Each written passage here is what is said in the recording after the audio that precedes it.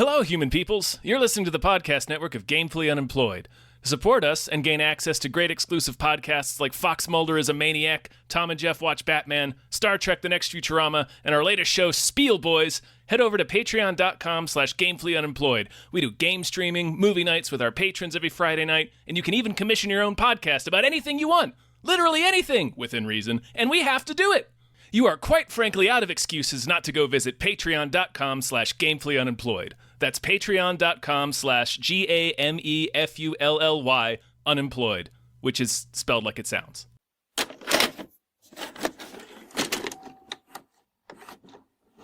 Look at that light on your face, Dave.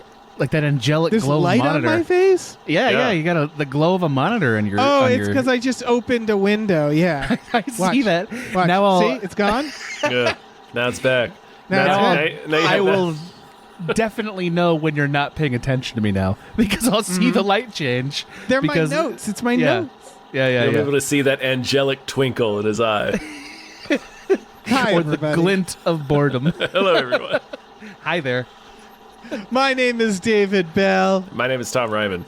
And I'm Adam Ganser. and we just watched Anatomy of a Fall, We did. which is down, right? It's down. The Anatomy Yes. of a Fall is down. Generally. Yeah. Usually. Yep, we solved it. I need you to be precise. Tell me everything. Yes.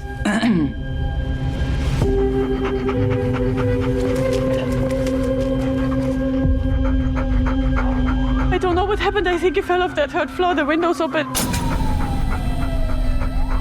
The autopsy report is inconclusive.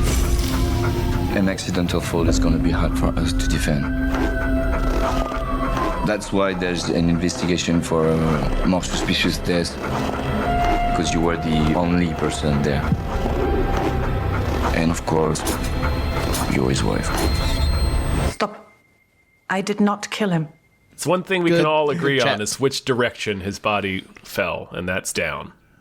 Yeah, nobody disputed that in court. Big plot hole, I No. think. They did dispute how high he fell, though. They were, That's true. everything. They couldn't agree on anything else, but they did. They all could agree that he fell down.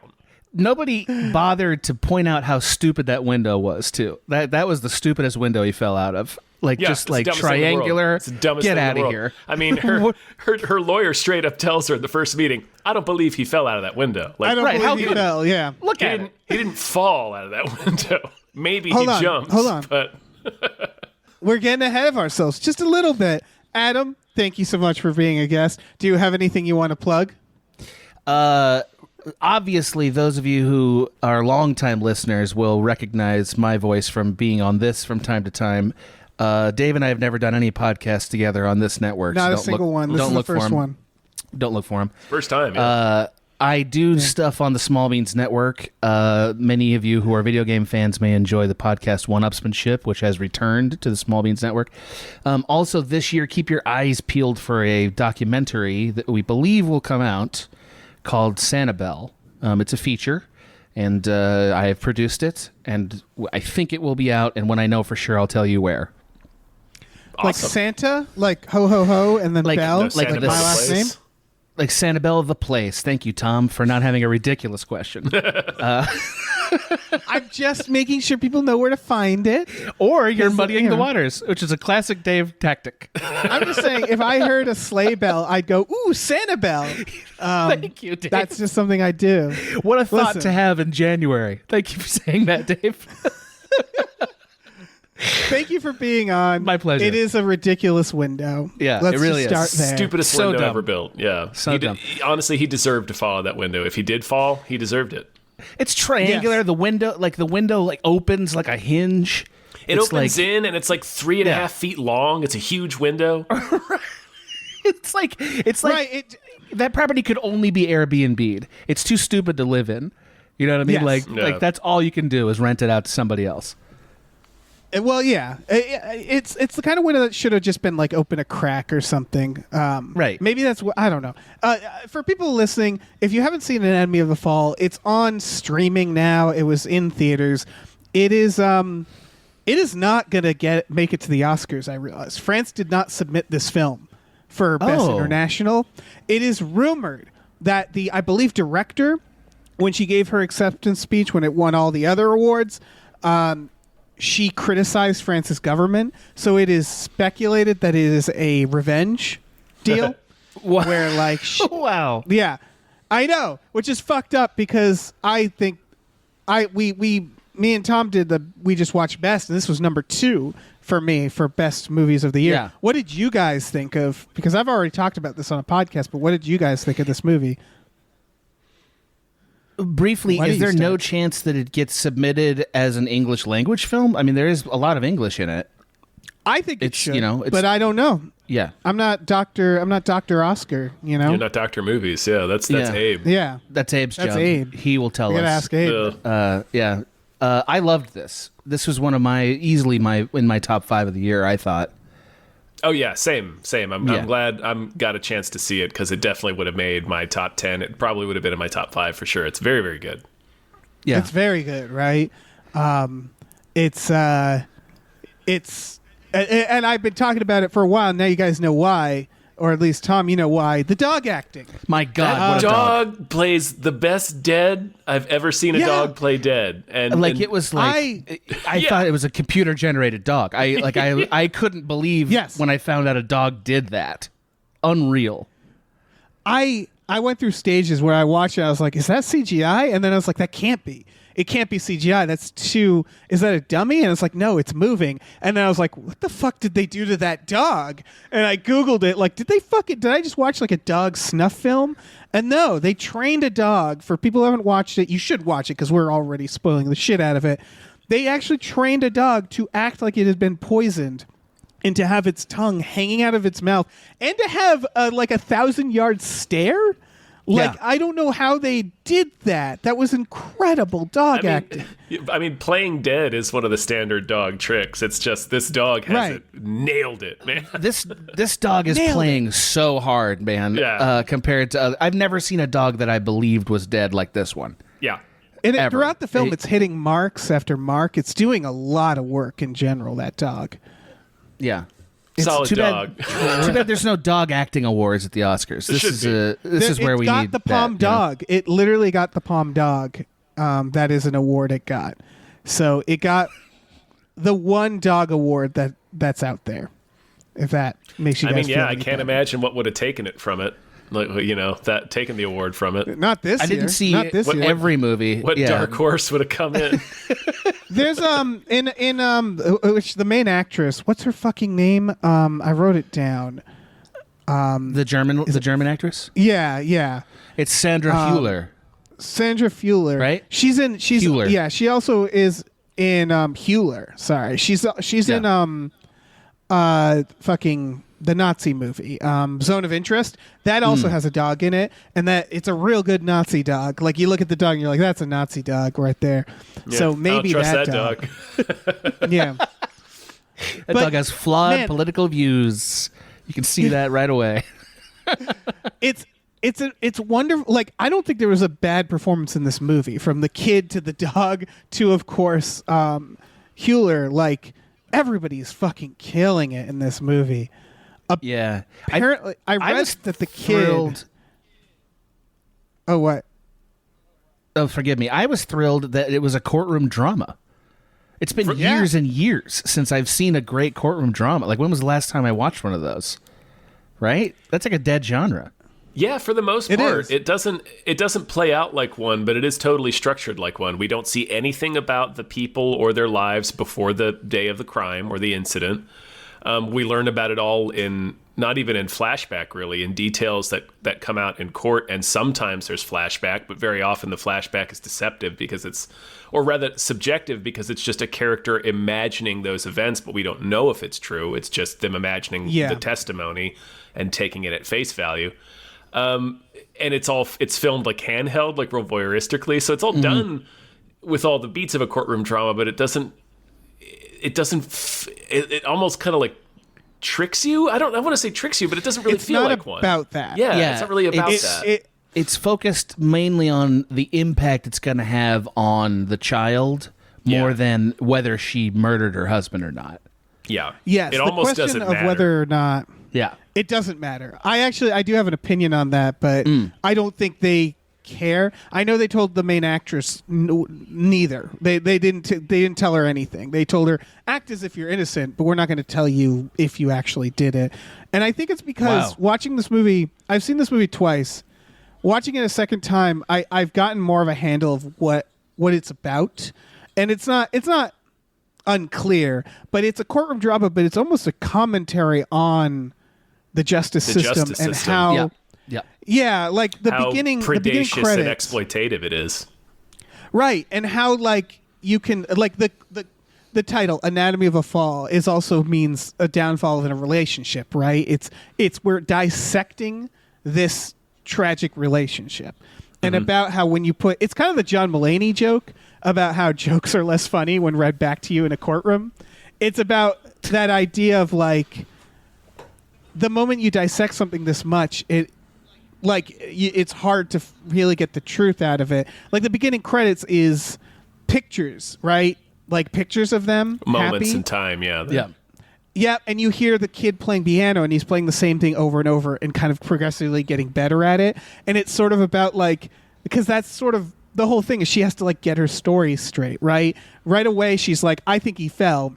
And the lawyer is like, I don't think anybody's going to believe that. We have to say it was a suicide. Well, that's what's interesting is I think if I had to guess, I think he did fall. That's my actual thought on this. You think so? Is that you think he accidentally fell? I think it doesn't matter, like you guys said, but I think the point is that she thinks he fell. They have to make her they have to coach her to be innocent. And in that version where he killed himself, it feels like very dirty, you know, like she has to, because she says, I think he fell. And he's like, they're not going to believe that. So she has to convince herself of this other thing. And it almost feels like her process of finding her innocence. It feels like it gets dirtier and the truth becomes harder to find because it becomes more complicated for sure. It becomes more complicated. There's only one bit of like objective evidence, and that is watching it a second time. You see when the boy leaves the house. You know how that's up for question? Yeah. So I don't know if you guys remember, because there was was a question of what were they saying? What were their tones of voice when he left? Right. Yeah. Right. And he says he. Go ahead. Oh, go on. Oh, okay. He first said he heard them while he was outside. He walked outside and he heard them talking. Right. Mm-hmm. Yeah. And then he changes his story because they would have had to been yelling at each other. And he was like, they weren't fighting. So he says, no, I heard them when I was inside before I walked out. I can say objectively, rewatching that scene, when he walks outside, she is already on the balcony, meaning that she is not inside. She is not talking to him when he walks out. Yeah. Yeah. So that to me implies that his second story is right and they weren't fighting. And they're not fighting. Idea. Yeah. They're not fighting when he leaves. It's like the first hint you get of what, outside of her first conversation with her lawyer, where he points out, look, it doesn't really matter whether or not you killed your husband. It matters what we can prove. Yeah. And so the first bit we get of the justice system after that is them seizing on this idea that he must have left the house because he heard them arguing, because he tells them, well, I would when my parents would fight, they asked him, well, what would you do when they would fight? Well, I would usually go outside. And you went outside on this day, right? Yeah. Well, did you go outside because they were fighting? No, I just wanted to take the dog out. And we already saw that that's exactly what happened, that they weren't fighting when he left the house. But they seize on this idea that he must have left the house because they were fighting, regardless of what he's telling us. And it becomes like kind of the hinge of what their case hinges on.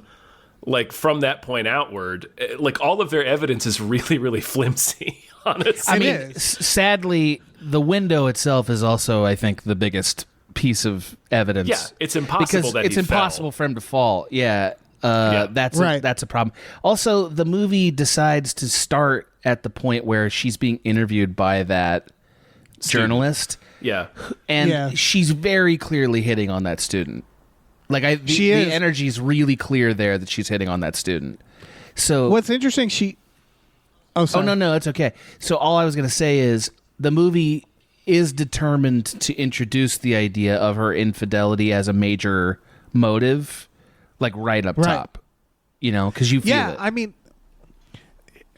that actress is doing so fucking good. Because I also picked up on when the music starts looping, she doesn't seem that annoyed. She seems used to it, which is again a matter of interpretation. But like, there's like a tinge of annoyance, but she's so subtle in her performance that it's like, I guess it could go either way, and it's kind of what you read off of her. And I think that's the whole point, right? Is like, it's the same with her relationship with her kid, where it's like she's not that loving to the kid, but she clearly. I was talking to Hannah about this, about like the ending shot of her with the dog, and it almost symbolizes like that love that she doesn't show that much. But she clearly loves this kid and loves the dog that takes care of the kid. She's she's not a warm. to me, and it was. She's not a warm person. That's just not who she is, and like that's okay. Like that's not a crime. It reminded me a little bit of Gone Girl in that way. Yeah. She's not a sympathetic person instantaneously, because she's kind of reserved, and it's the fact that she's worried about what she wants to tell her child creates a kind of ambiguity about whether she's guilty or not. That's the genius of the film, and maybe why they couldn't, why the director didn't tell her what she did, because the ambiguity of her wanting to protect her child makes her seem guilty in a way that deciding she was guilty never could. You know, and that's interesting. Yeah, they give you a taste of both things, and that I guess I think the main point of the movie, I feel like, is the part where she's talking to the therapist on the stand and basically says, like, you only saw a sliver of this very big and complex relationship. You know, like, it's chaos. You can't, like, and that, I feel like that's everything, right? Is like, that fight, the fucking fight scene is, my God. And the way they do it. It's so good. When they choose to cut to the, Yeah, and what we don't end up seeing is what is the clear sounds of violence. But like up to that point, it's very interesting. I'm curious how you guys interpreted the fight, because the prosecutor interprets it one way, as like the husband like pleading and making a stand and trying to correct an injustice in their marriage. I'm paraphrasing, but that's kind of what the prosecutor said. He's a real prick. He's a real sassy prick. I love him. The fight that I saw was a guy like he was just being impossible, right? Everything she said, he was turning into like it seemed to me he was clearly like the fight solidified it made me believe the suicide story the most was the fight, because he was being so victimized, like self-victimizing in that fight, where he was just pointing out everything that she's done to him and how she's ruined his life. But as we've seen through the testimony and through like the facts of the case, it's like all things he's done. Like, he moved them out into the country to try to focus on his writing, but it didn't work. He was going to fix up this house. It's in his hometown in France, but that didn't work, so he had to go back to work. And now he doesn't have the time to do the stuff that he wants, and he still feels guilty about the kid. And I don't know. I'm just curious how you guys interpreted the fight, because the movie just sort of sticks with the prosecutor's interpretation and never really vocalizes anything else. I think there's a lot of visual cues to make you be like, yeah, fuck that guy. Like, the house is, you notice the house is never finished. Yeah. And it's not just like, you know, like the stairs aren't finished. The walls aren't finished. And it's clear that he keeps moving on to a new project, you know? Mm-hmm. And you can sort of get a lot of him out in it. And like, I do think the movie ultimately like leans in a way where it's like, yeah, fuck that guy. Like, they both seem like they have some shitty things about them. They both don't seem like you know, like, it's clear that they're flawed. You know, they both hurt each other. Yeah. There are no perfect victims. I think he very clearly comes off as being entirely poisoned by resentment. Yeah. You know, like resentment just has ruined him. You know, he can't get through that. Yeah. She comes off as being like sort of cool, like level-headed and not wanting to engage very earnestly with him. In part because that she has more power than him, and that's a thing that he feels. You know, like she's successful. She's the one who makes the real decisions in some ways. even though she's accommodating. Like, so she doesn't see him as an equal, and that comes through a little bit. But that's also she his seems a little doing. cold. Yeah, that's also his doing. You see the flaws, and you see, I think, in a sympathetic way, why they happened.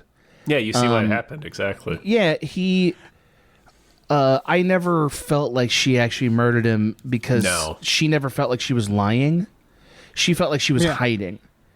You know, minimizing. She minimizes her affairs. Which is an interesting sticking point. She minimizes. She minimizes the slap. Like, she admits to slapping him in that argument. We don't actually see it. They ask her to describe the audio because they only have the audio. And she says she just walked over and slapped him that one time, but you kind of get the sense like maybe that's not true. I don't know. You know, it's because it's he sort of says like, oh, apparently you were perfect except for this one. Just this one time. Yeah. It's not like this invites a lot of cliches in, but like it seems pretty clear that they have a ritual of her trying to calm him down, him working himself up into a frenzy, and her either giving in to that and it getting a little violent maybe, or walking away and then maybe indulging her pain in some kind of outside relationship, right? Like, that's their dynamic. Right. That seems pretty clear. Yeah. And that's the whole point of it, right? Is to show us how little, like, we can guess, you know? Right. But it's like every relationship is this. Like, everybody has friends who are in a relationship and you only see a piece of that relationship at all times. And so it's sort of about like, what does innocence look like? Like, they do scenes where she's like getting drunk and laughing during the trial, and it feels like that's on purpose to show like, is this a guilty woman or not? Can you tell from these scenes? Not really. Like, nope. In either case, she'd want to blow off some steam, right? It's interesting how just the context changes the audience perception of that too, because there's tons of movies about grief, right?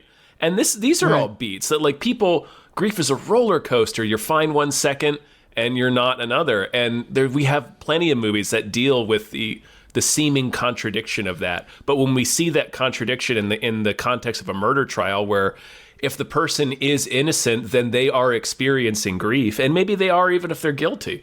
But like, it immediately becomes like this thing that gets dissected and scrutinized that normally we totally look at as something that's completely acceptable and part of the process. Well, the context of it, The problem with all court cases is that there's always a line, and the line is ultimately what you're deciding on.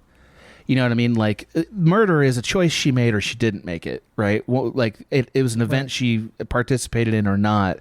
But she, a human being, even as a non-murderer, understands that she contributed to the circumstances that created that death, one way or the other. And we all understand that. We don't experience crimes like this as like, if you're a part of a crime like this, it's not a one-moment thing. It's a progression that, you know, a series of choices that led to that one moment, right?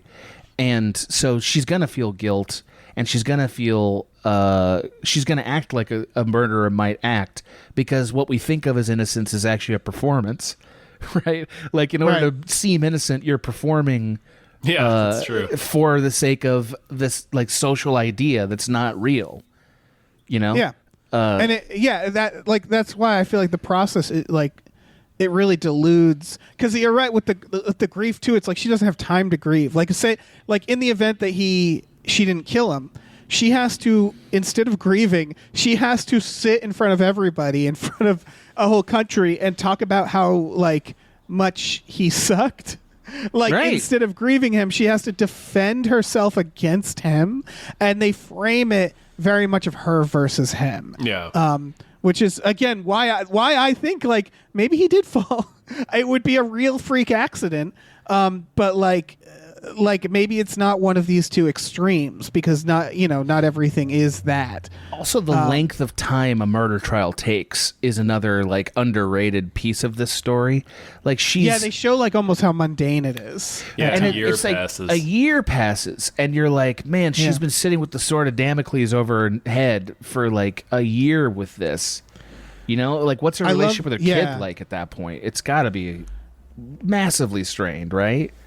Yeah, I love how they do that because I think that was because she speaks basically the idea is she's German, he's French, and they're in France, so their kid seems to mainly speak French.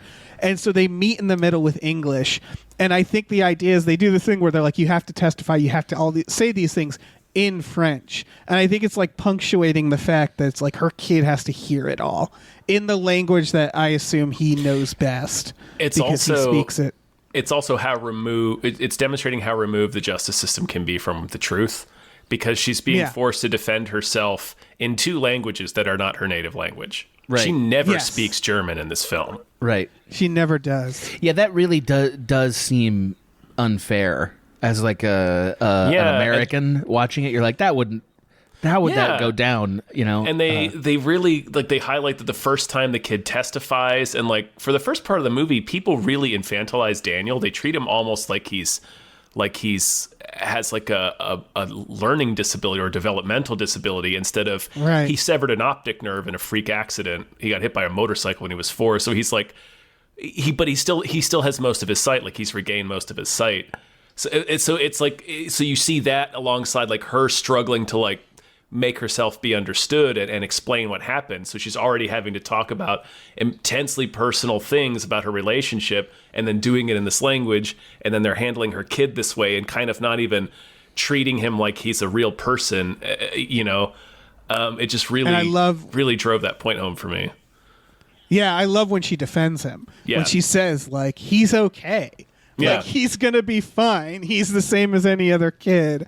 And you can tell, like, that was a problem with their, like, her husband couldn't quite get his head around that, it seems like, and treated him the way all these other people are treating him. Yeah, he pulls him out of school and is homeschooling him. That dynamic exactly resonated very true to me, because I have a cousin who had who has, I'm not trying to bum this out, but she got brain cancer when she was around 4 and almost died, and it permanently altered her cognition. And watching her parents deal with that, it was interesting to watch one of them try to make her life normal, and the other one not able to do that. That is a very real thing that really hit me when I was watching it. That I think you do feel compassion for the dad about it, even though you disagree with his choices. Right. Yeah, like you said, you understand how he made the decisions that he made. Right. But also, at least to me, it seems like he's gotten so poisoned by resentment, as you said, that he's just blaming everybody else at this point. Right. Well, and like, it's hard because he's also not there. Right. We never see him. Yeah. The only thing we see of him is him being a dick, though. Like him being an asshole. So with that again, music. it's like this idea of like, what do we know about these people? Yeah, that's right. I mean, we also, like you kind of wonder if there's any unreliability in the images that we do see of him. The movie doesn't. Well, the recording of the fight, again, I think that's why they very specifically showed just the audio for some of it to remind you of like, we're watching this, but like, I think there's a meta aspect to a lot of this of like trying to show you how it can twist, how you can kind of twist people's perspective of an event like this. Like, I think it's this movie's about the justice system, but also like there's literally a part where she's watching TV and the people on the TV say, well, it's less interesting if he killed himself. Right. Mm-hmm. Like it's more interesting if she killed him. And that's like a meta thing where, because you're watching and you're like, ooh, is there going to be some reveal? And it's like, no, that's the point. I enjoyed. Yes, it's more interesting if there were one, but there isn't. No ice pick under the bed, I enjoyed the many different theatrical avenues that were introduced into how this murder gets digested. I mean, like, it's easy to sit back and criticize another country's justice system. You know what I mean? Be like, why the fuck do they do that? Because there's things about the way their court proceedings go that are baffling to me. Right? Yeah. Like just the level of snark that's permitted between councils. It's like, so they just doing a comedy routine in here? Like, this is fucking crazy, man. Oh yeah, and also I assume it's kind of like courtroom dramas in America, where 100%. it's like, 100%. It's Well, I don't think I do think they probably are right about the process of it, though. The process, like yes, there's for the sure. process of being able to interrupt and make counter arguments while an interrogation is going on is a thing that's absolutely not permitted in American justice, Yes. right? Like there's whole motions and stuff that have to be filed to do that. So that This is more like a debate. yeah, and that was shocking because it gets very personal and about pushing forward a narrative. But like that's like one element of the theatricality of it. The falls, like showing all the ways he might have fallen, the way that was depicted was also like deeply melodramatic. Like making people watch that is deeply melodramatic Oh, yeah. as an exercise, you know? Yeah, like I'm laughing about it because they're all so silly, really, as a way to get to what happened. You know? Yeah, and I feel like the point with that was like to make us go, yeah, I guess it could go either way, right? Right. Like, Right. it feels like they very quickly early on just say like the forensics evidence is a toss up. Yeah, this And so then it becomes just a character like debate, you know? this of, like- dad-shaped sack of potatoes could have fallen any which way, I guess. Let's keep dropping it. Yeah. And see what we learn. Yeah, let's burn an afternoon or two on this. It's fun. What a job.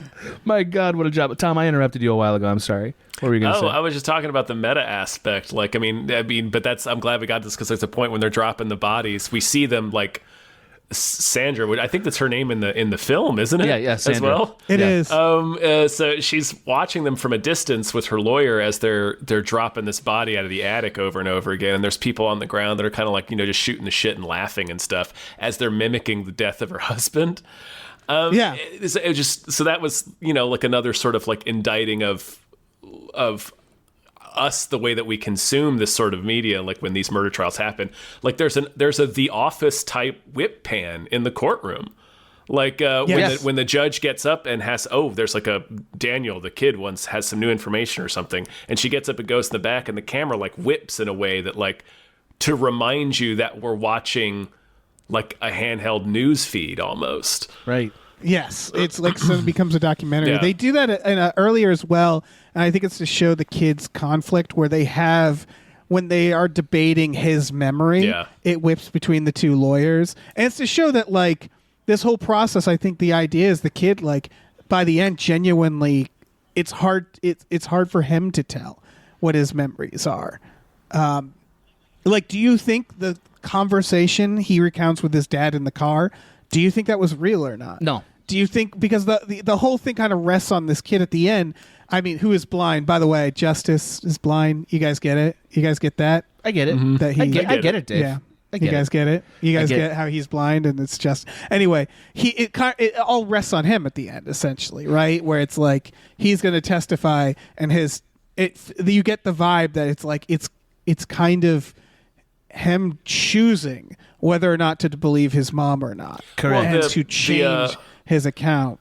The court official says as much. Like Marge, the person that they have installed at the house, like because he's in tears because he has this weekend where he poisons his dog basically because he wants to see if his mom is lying about the suicide attempt, and he says he's trying to see whether or not this memory he has of Snoop smelling like vomit back around the time his mom said the suicide attempt allegedly happened, and being sick, and they had to take him to a vet. So he wanted to test and see if it was indeed aspirin could have done this to the dog. And of course, the dog got fucked up on aspirin, but they save him. So the dog's fine. Wanted to make that clear for anyone who was nervous about that. Like, my God, though.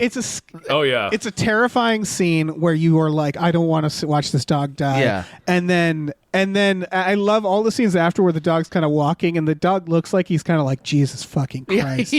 Like what? and that it's dog It's has the seen same some way shit. the dog looks with Sandra at the end, isn't it? Yeah. Yeah. So it you're is. like, did she poison him? Is that why he was sick earlier? Anyway, Right. it's shit. I lost my train of thought. Oh, right. When kid- Marge, yeah. the kid's crying, and he basically just asks her, "Look, what do you think? Do you think my mom could have done this?" And she's like, "I really can't say that. Like, I really I'll can't get tell you super what I fired." think." Yeah. It's a Yeah. My job is to not the say case would be the answer. thrown out. Like this would Yeah. be a mistrial if I say. But what she tells him is, sometimes you can't know what the truth is, and you have to decide what you believe and be content with that. Yeah. Like she tells him as much, and that's like where that's how the movie ends. This is basically there's enough reasonable doubt for either explanation that you're like, I don't really 100% know, but you have to decide. So you have to make peace with it, basically making peace with the fact that you're not going to know, and like just deciding, well, this is the reality that I'm going to believe because it's the best option I have. That's a message that could be in a lot of movies, and we would all benefit from it. Because, there's a lot of things like that, and I liked that about this case. Especially because as consumers of, like, true crime, and I feel like nobody's immune from consuming true crime anymore. Hell no. You know? No. All we're doing is dividing stories into did or didn't do it, right? Like just engaging in the binary thing. And they all have a human being in them, and I'm not saying some of them aren't extremely clear versus but like there's a lot of occasions in life where you decide which set of data you include and which ones you don't, and you're like, this is what I'm going to go with, right? I think this is a cool place to do that personally. Especially from a spectating point of view, like watching a trial, you often just decide what you think before you hear all the information. Absolutely. It's like teams, like you're rooting for and you felt that. and we all do you it. felt that with the court officials profoundly, I would say. Like they all felt very partisan one way or the other. Right. And that was really upsetting, because like you're not even going to pretend not to be impartial. Oh yeah. They made the defense attorney like this beautiful blue-eyed man who is a delight, and then they made this little goblin prosecutor. Yeah, he's such a prick. He's so snarky. He's such a prick. Yeah. Yeah. He's Also, so like, aggressive. the judge They're wasn't doing it very on nice purpose, either. The judge was pretty like, Judge I was don't really yeah. buy that, Little draconian, yeah. Yeah. But not total. Still mostly impartial, but she was a little draconian. Well, I got to tell you, Right. having served on a jury once or twice, it struck a chord too, right? Because you think of judges as being this, like, I'll allow it, like very official, like type. But no, you'll see pretty clearly what they think if they're not doing their job. You know what I mean? Like judges are not, stone-faced. No, they're not. Oh, yeah. They're not magicians. They're people at work. Right. Exactly. Exactly. They clocked in for this job And this morning. and they might also be fucking tired of it by the time we join them in the movie, right? Like how many? It's been a year of horse shit before they get to the trial, right? It's a lot of stuff to deal with. Yeah. Yeah, it's a really good look at. Yeah, because it's all of these things, right? It's fairly complex because it's about ultimately what this kid decides based off watching this extremely ugly and like trial that doesn't feel like it ever really gets to the truth of the matter. No, and it's weird. It's weirdly personal on behalf of the state. Like the prosecution is weirdly personal. Yes. It They're says going through her books. They're like they're accusing her reading like passages from her book. Yeah. That was reminded me of the staircase. Like they start doing that in the staircase. It kind of pissed me off too. It's like, all right, come on, like. This felt like her like it lawyer was even says, based "Is Stephen off of King a that. serial killer?" Yeah, absolutely. Yeah. So I'm wondering if that is their way of saying this is what happens when the case gets highly publicized. Like if that's like right, because I feel like it didn't feel mundane enough to be a murder trial without a lot of news behind it, right? right. Like you guys saw May Yeah, 'cause December. she's like a famous author. Did you guys see May December? I have not. Okay. Well, May December is another interesting way of talking about this because it's a movie about revisiting a very public trial, after like 20 years after the events happened. But I won't spoil it because, you should watch it. But like basically the only reason these stories get interesting is because the media grabs a hold of it and then it becomes this ferocious thing and everyone involved is put through a crucible. And that definitely feels like where we are by the time we join them a year later, right? Yes. The hype around it. Again, she feels everybody like she seems numb to it. It's clear that they've been through an awful fucking year, like of just speculation. There is completely a film that is the film about a year after this trial.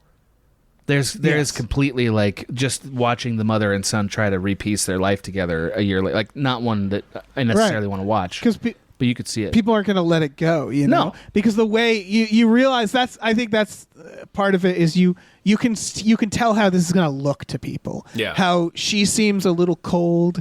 It's like they said, it's more interesting if she killed him. So people are going to want to think and believe like that she killed him, and people are going to be like upset that she didn't, you know, that she wasn't found guilty, even though you look at the trial and you're like, yeah, there's fucking nothing that they have on her. Not really. No, their reenactment of their version of the fall is particularly ridiculous. Yeah. Like the expert that they have about him jumping, like having, it's like way more credible.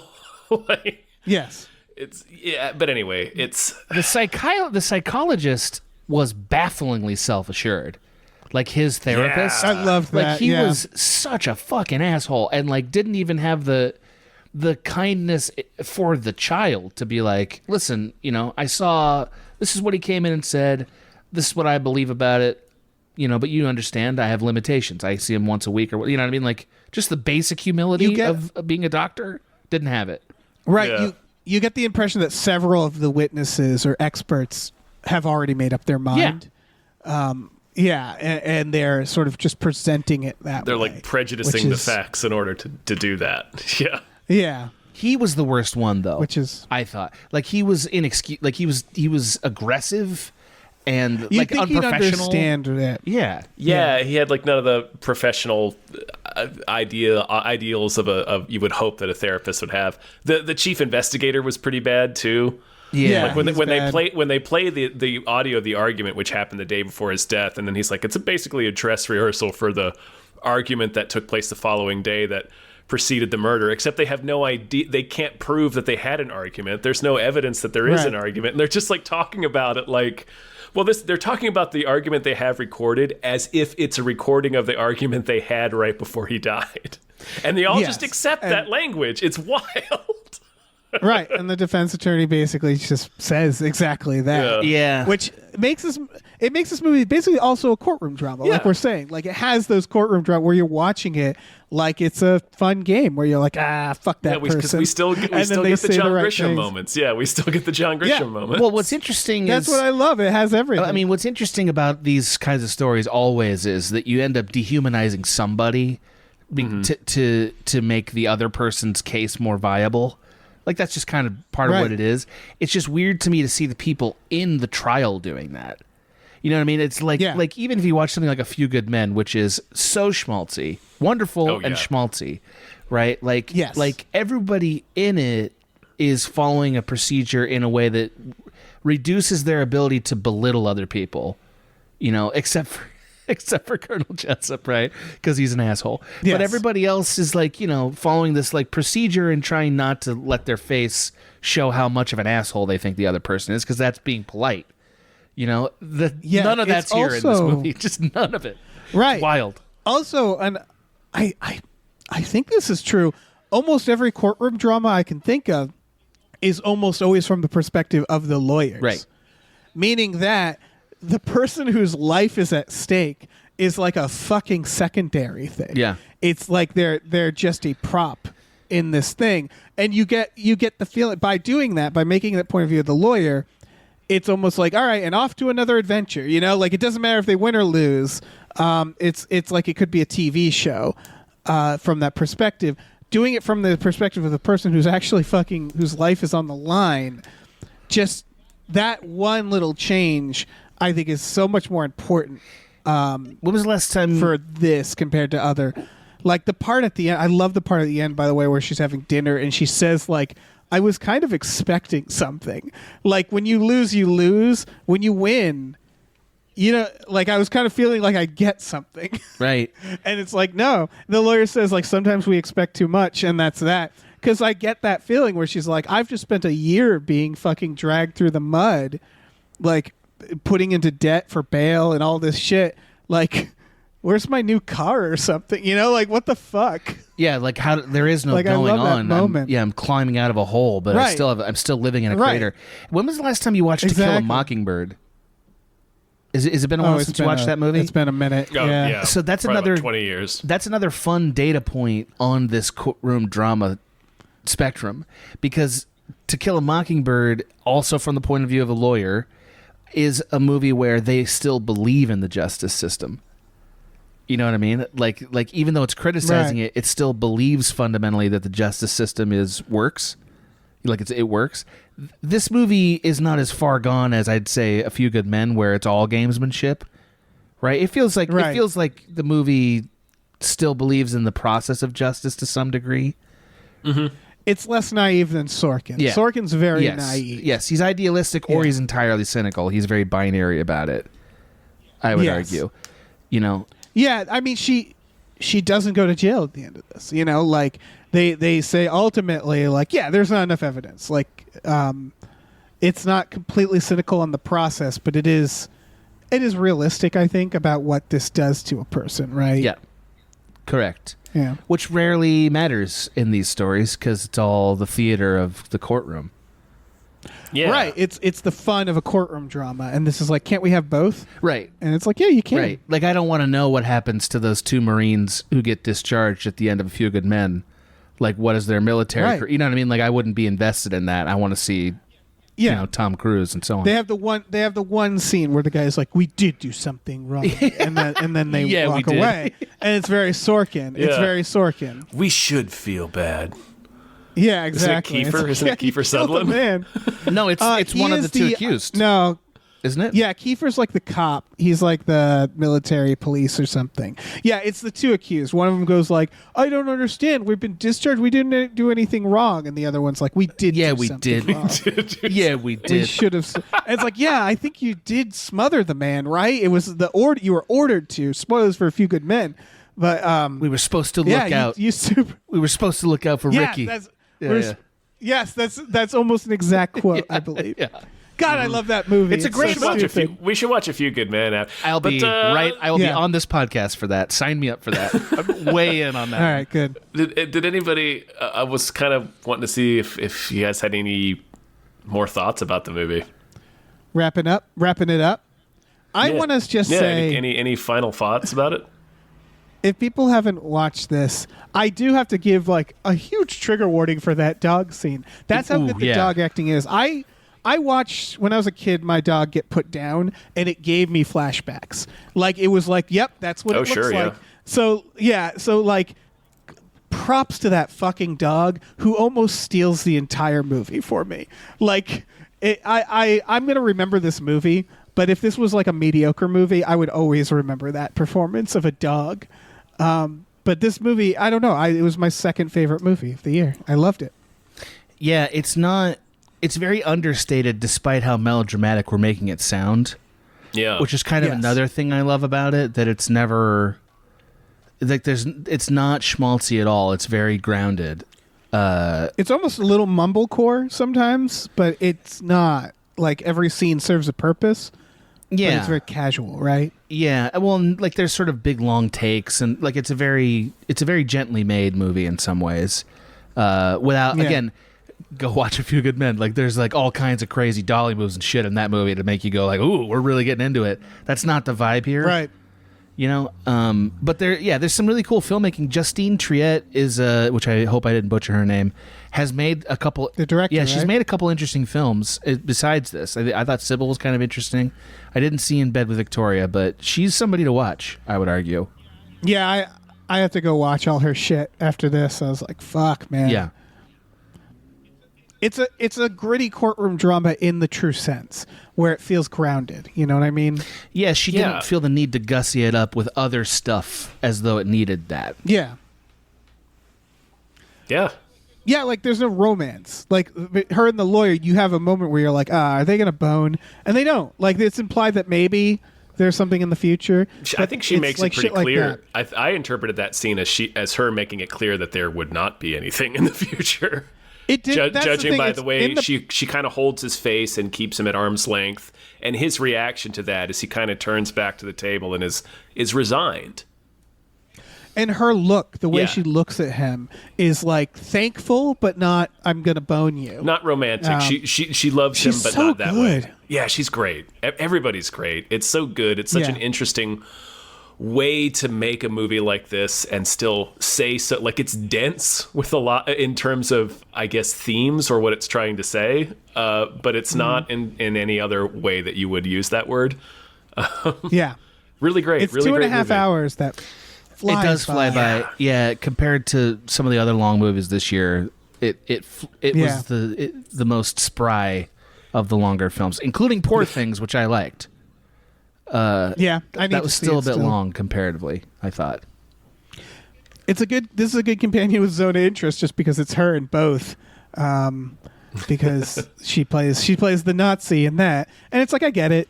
I get it. She's got Nazi face. Yeah, she's she German. does it very well. Yeah. I mean, I think when you're German going into acting, you're like, all right, there's probably at least one Nazi in my future. Exactly. I'm gonna play at least one. She's great in both movies. She doesn't have as much to do in Zone of Interest, obviously, because she's not the main character. But like, she's fucking. I'd never heard of her until this year, and I'm like, who the fuck is this person? She's incredible. Yeah, great film. Yeah, I got nothing else to say. Excellent film. Yeah. She's been around for a while. 1999 was her first work. Yeah, That's a long time. yeah. Maybe I've seen her in something, but terrific. Yeah. Adam, thank you so much. Hey, my Yeah, pleasure. man. Thanks so much for being on. My pleasure. I love you guys. I love joining. Yeah, buddy. Oh yeah. You want to plug some stuff again? You want to do a little pluggy plugs? So, swing on by to Small Beans if you'd like to catch any of the many podcasts I do with my boys over there, including One Upsmanship, which is about video games. What else do I do? Director Piece Theater, and I'll show you mine if you show me yours.